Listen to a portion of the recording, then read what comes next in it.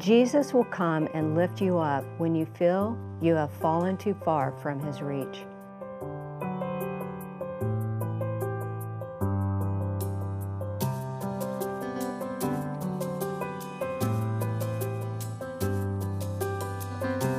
Born in Brazil, Jennifer O'Neill's career first began when her family moved from Connecticut to New York City, where she entered into modeling. From there, she became an internationally acclaimed model, actress, film and television star, producer, and author. But life hasn't always been easy, and mistakes were made along the way. Learning to survive herself, Jennifer shares her journey from fallen to forgiven. Today, she continues to lead in major movies, and her ministry, Hope and Healing at Hill and Glade, is changing lives. This is her story. This is today's Nashville. This is faith. Beautiful Jennifer, thank you so much for inviting me to your beautiful ranch. Well, it's a farm. It's a gorgeous. English is a farm. Tell me about it. English is, you call it a farm, and Western is a ranch. So okay, so but farm. we bought the house about 11 years ago, and it basically was like it is now. We fixed it, but there was not a fence or a barn or anything here. So we've built everything else out. And love it. It's 20 minutes from downtown Nashville. My husband had the club Douglas Corner, so he had a 20-minute commute. And so it's a pretty special spot. Well, it is absolutely gorgeous. And we're going to talk more about what God is doing in your life. But I want to go back. I want to go back from you were born in Brazil, is that correct? In Rio, yeah, Rio de Janeiro. And then God has moved you all the way around the world to Nashville, Tennessee.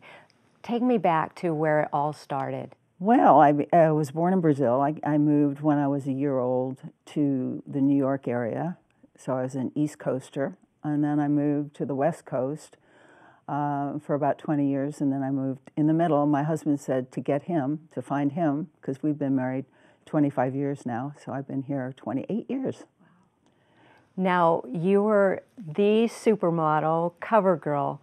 Tell me what that was like, and how did you get involved in all that? Well, it was pretty actually hateful for me because I was very shy. I didn't like cameras, but I wanted a horse. I think I came out of my mother's womb wanting a horse. And my parents were city people, and they didn't really understand that. My dad was a war hero, and they met in London during the war, which is why I have a passion for the military. But I was 15 years old. I was going to Dalton School, which was a very progressive school in New York City, and I had an opportunity. Somebody said, why don't you go down and see Eileen Ford, just kind of like that. And so I did at 15, and I walked in, and she signed me immediately and told me to lose 10 pounds. And off I went. I was doing collections for Vogue at 15 in Europe by myself. Went to professional children's school because I was working all the time, but I got my horse. And then the next thing I wanted was to be married, of course. So I got my horse, and then I got married at 17. 17. And I had my daughter my first child when I was 19. And at that point, I started doing movies and studied at Neighborhood Playhouse and had a wonderful 30-year career with CoverGirl, literally in the Smithsonian. So I did a movie years ago called Summer of 42, where I played the older woman, and I was 22. And then 30 years I was in the Smithsonian, so between all of that and the white hair, everybody thinks I'm 900 years old. But I was just 74, and I'm thrilled to be here. Well, what was it like traveling the world? It was amazing, but for some reason in those days it was more natural, I think. My mom was on her own because of World War II, being English, and so I was a little bit more sophisticated, and yet inside I was still that little girl that was very insecure and had really bumped into life hard already at that stage. So I have had the opportunity. God is so good. He gives us platforms for the things that happen in our lives, things that may be missing. He turns around and uses them, Romans 8:28. And so I had already experienced suicide as a teenager, suicide attempt. Let's talk about that. What got you to that point? Well, I was 14. My parents decided to move from the country to the city. I didn't want to die. I just wanted to be heard. They made me give my dog to the pound. And I don't mean to make my parents sound mean or cry, but I just couldn't stand it. And I wanted them to know. So I tried. Thank God I didn't succeed. Nothing was ever recognized, understood, grieved, or healed. I didn't have my faith at that point. I wasn't brought up in church. And so I was kind of this lost girl, kind of floating around. My brother went off to boarding school, and we went into Manhattan, and that's when I started to work. So I was an oxymoron. I was a really broken young lady that was on the cover of every magazine at that point. So, and you didn't have anybody to lean on at that point? No, but I had my horse. That's, animals to me, they were just so therapeutic, and God has recycled that whole experience of mine now that I bred horses for 40 years, showed them in the A circuit, jumping and so forth, and now I get to do equine assisted therapy for our military and their families. So nice, good dreaming, God. Now, where were you living with your horse at that time when you were younger? Well, actually, there was a place in Manhattan where they kept the carriage horses. So I had my first horse there, and then I showed in Westchester County, and then I moved him out a bit more. But in the beginning, he was in Manhattan. Manhattan. Mm-hmm. Now tell me, too, when you were traveling and got into movies, how old were you when you did the movie Summer of 42? 22. 22. And they said I was way too young, but I already had a child. A big difference between the boys in the movie, age and my age. And so Robert Mulligan, a fantastic director, did Grapes of Wrath, etc., said, well, we're going to test you for it, and if you're the right one, we'll work around it, and also work around the nude scene.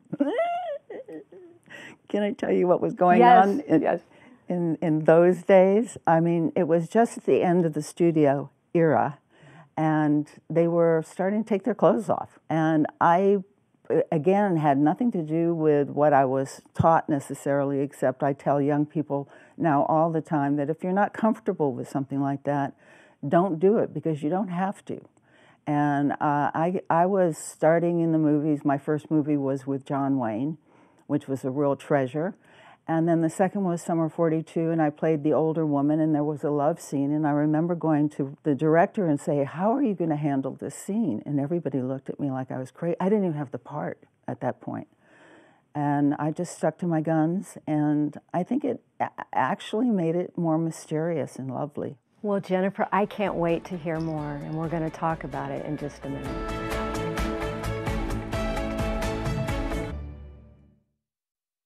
Jennifer, we were talking about the Summer of 42 and some of the challenges that you faced in the scenes.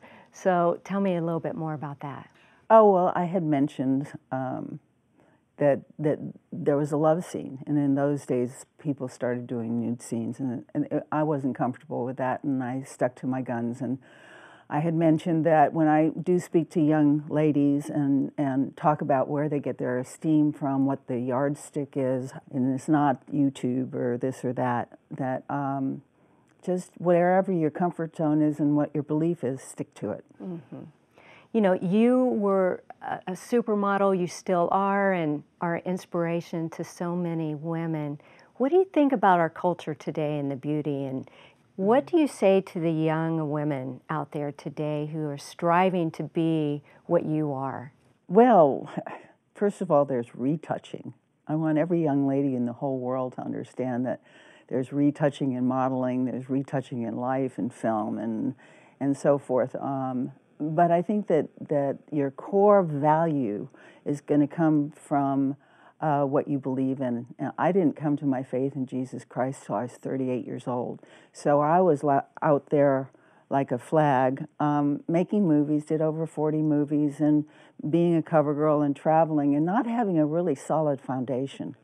So I just say that God's really patient with me. And He gives us platforms, as we talk about, with the mistakes we make. We can share them with other people. or the generation that's coming along, which is what we're supposed to do. And there's so much emphasis on the exterior. I would just like to see everyone who's younger to start thinking about what's coming from your heart and from the inside. Might sound corny, but it will hold you in good stead. Well, let's talk about your faith. Okay. Yes, my favorite thing. Let's talk about your faith. You're 38 years old. I was 38 years old. I suffered an abortion in my early 20s. Again, not knowing what God's thought was on that, and I folded, I was pressured. And 80% of the girls or women that get abortions are pressured in some fashion. And I folded and I hated myself. And so I was carrying my third child, but I had 9 miscarriages along the way.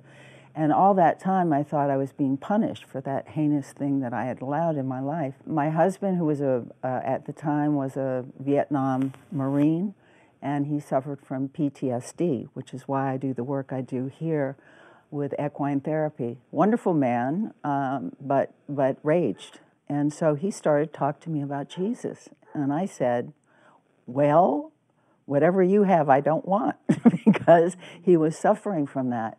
But I started to read the Bible, and the Holy Spirit got a hold of me. And by the time I had my last son, who I was carrying at the time, he was dedicated and I was baptized. And that was 35 years ago. Beautiful. So you don't sprout wings when you come to the Lord when you're late. There's so much to learn. And because I was so excited about Jesus that I was talking to everybody in Hollywood, and that was not user-friendly. I kind of got booted out of Hollywood because of my faith. It's better now, but it wasn't so then. And I had a very wise pastor tell me, take some time before you go on talk shows. Take some time before you talk about this, because you need to learn the Word of God. And I waited 10 years before I started speaking about it. Well, you are still making movies. Mm-hmm. How has your faith changed all that? And with the world of Hollywood now? Wow. You know what? We do not serve a $1.98 God. And there are so many beautiful stories that they're not swearing in or not doing anything. I think that we need to start to make films about stories that are meaningful and true and have the truth in them and are faith-filled, but not Bible thumping. I've done a lot of Christian movies, and I hate to say, I know that everybody's trying to do a good job, but they don't know how to make them as well as the ones that are gnarly. Well, you have just finished an amazing movie. Let's talk about that. Oh, yes. Oh, I am so honored to have the teeny-weeny little part in the Reagan movie. Big fan of Ronald Reagan from the time I can remember. And the movie's called Reagan. Reagan. Mm-hmm. And what a time for this movie to come out. To show a man of faith, a man of conviction. Dennis Quaid plays him so beautifully. But to look at some of the values that are run through that movie, from his time in front of the camera to becoming the President of the United States, and the things that he stood for, and take that wall down. And I played his mom, which is kind of funny because I'm not that much older than Dennis, but anyway, she was a faith-filled, awesome woman, and I was honored to play her. What were some of the things that happened on set that you can share? Anything? Or I was there for a minute and a half. I went through there so fast my eyelashes were stuck to my forehead. But it was a wonderful scene, and Dennis said it's his favorite scene, which is nice. It was very tender. I had to get rid of my white hair because his mom didn't have white hair because she was a brunette, and then try and get a wig on and a hat. So I think I look like Dumbo a little bit, probably. But I went out, and I had just met Dennis and playing his mom. It was just a beautiful moment because Nellie instilled in Ronald Reagan who he ended up as an individual, as a man. His dad was an alcoholic. She had 2 sons. She had a prison ministry. She was just spectacular. So I was just honored to player for a minute and a half. Well, we're so excited about that movie and what God is doing. But you know, I want to talk a little bit about your ministry here on the farm. It's exciting what God is doing. Oh, thank you. I always say God's amazing, but there are no words for God. So we just finished building the chapel, but we've been doing, I know Ronald Reagan loved horses, and Nancy Reagan did, and I did go to the White House and meet them, and that was a thrill of a lifetime many years ago. So I'm doing equine assisted therapy for our military first responders and their families to help heal PTSD. And it's not just a war issue, it's a shock and awe issue. And in today's world, everybody needs a little fur in their fingers. Let's talk about it when we get back.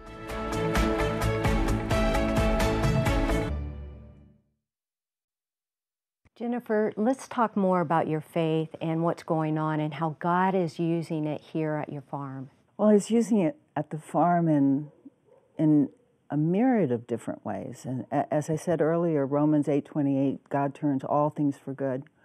And He does, because my life, I wrote my autobiography called, appropriately so, called Surviving Myself.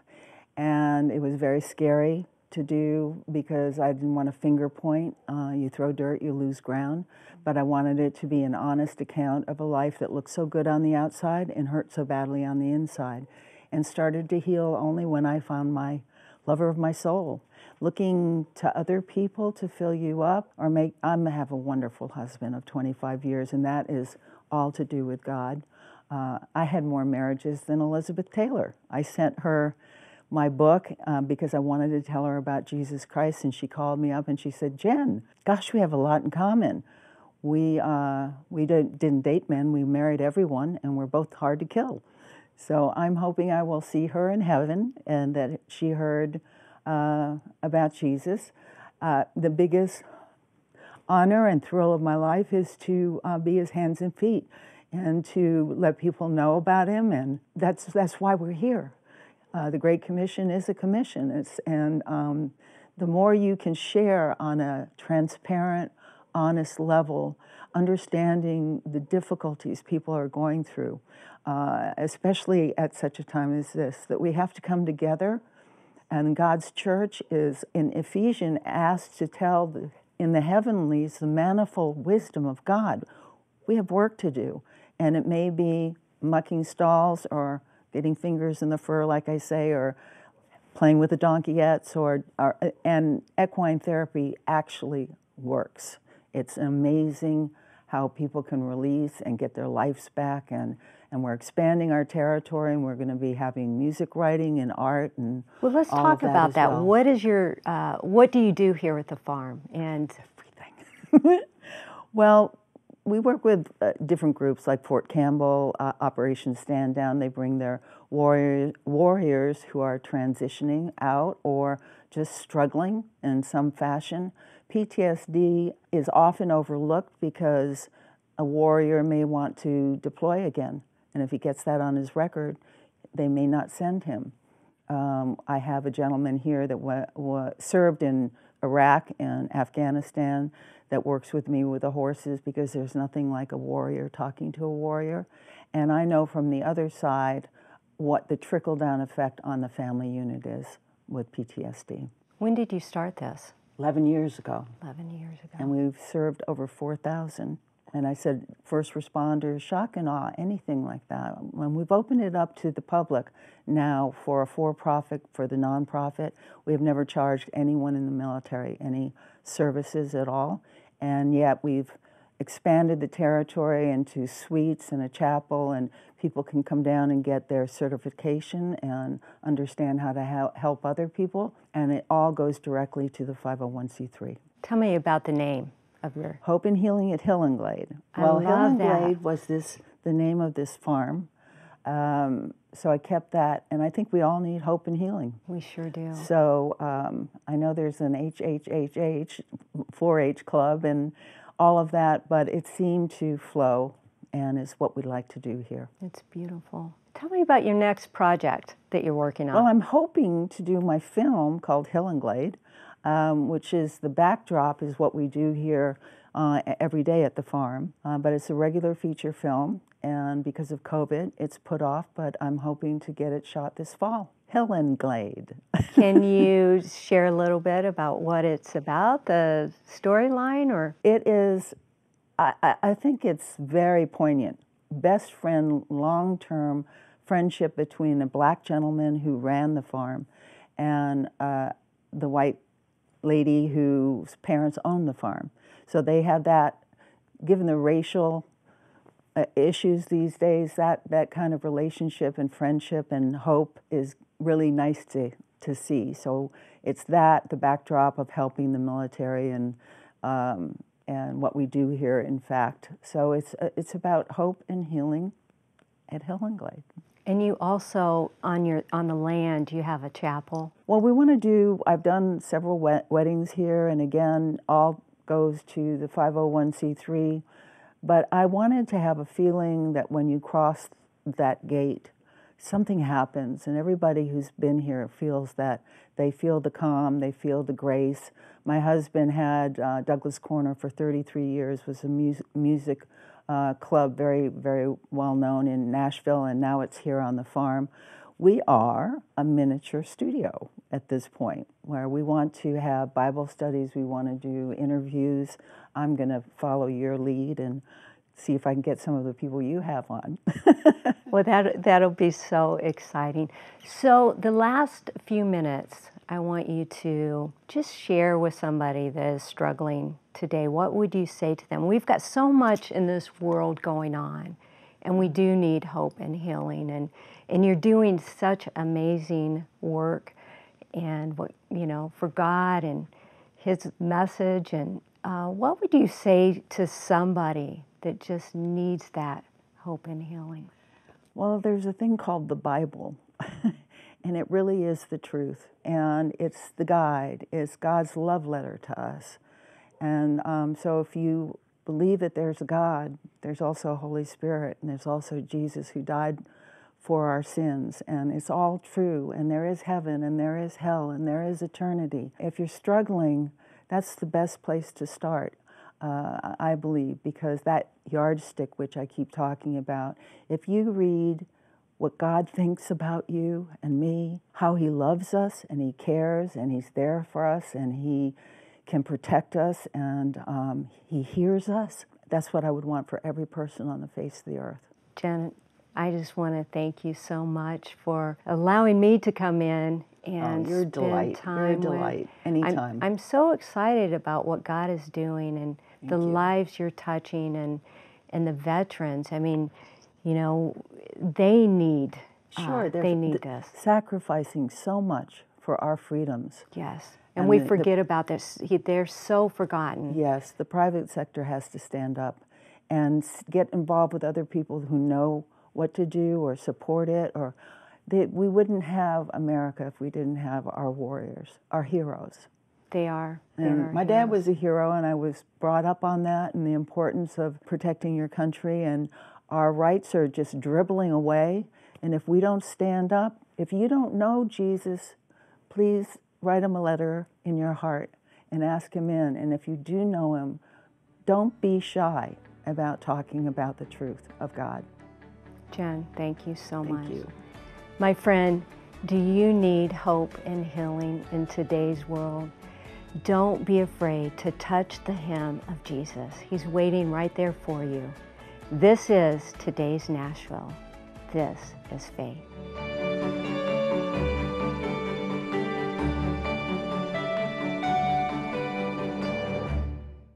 Cornerstone Television wishes to thank all our faithful viewers whose consistent prayers and financial support have made this program possible.